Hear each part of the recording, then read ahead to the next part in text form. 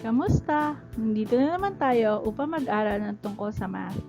Ang topic natin ngayon ay tungkol sa addition at subtraction ng rational expressions.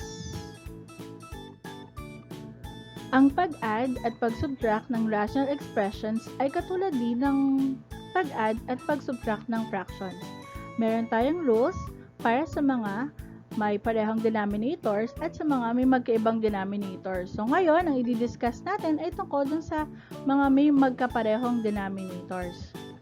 So, kung meron tayong A, B, at C at nire-represent nila ang real numbers at kung saan ang C ay hindi equal sa 0, pwede natin silang i-represent bilang A over C plus B over C or A over C minus B over C. So, as a rule, kapag pareho ang denominator, we simply copy the same denominator. At ina-add o sinusubtract ang numerators. So, magbigay tayo ng ating mga halimbawa. So, kung meron tayong 5 over 3x plus 2 over 3x, dahil parehong kanilang denominator, we simply copy the denominator, 3x. Then, we add the numerator, 5 plus 2 equals 7. So, kung meron tayong 8a over 3m at 2a over 3m, again, we simply copy the denominator na 3m and then we subtract the numerator. 8a minus 2a ay 6a.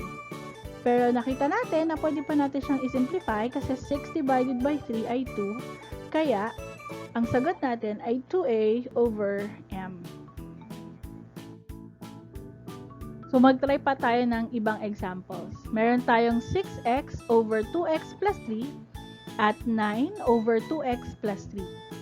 So, dahil pareha sila ng denominators, kahit na binomial sila, kukopyahin pa rin natin sila. So, 2x plus 3. And then, i-add natin ang ating numerators. At dahil sila ay unlike terms, we simply write 6x plus 9.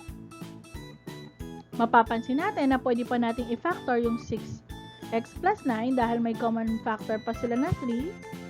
So, we factor them out and we are left with 3 times the quantity 2x plus 3 over 2x plus 3. At dahil merong common sa numerator at denominator, pwede nating gamitan ng cancellation at ang ating final answer ay 3.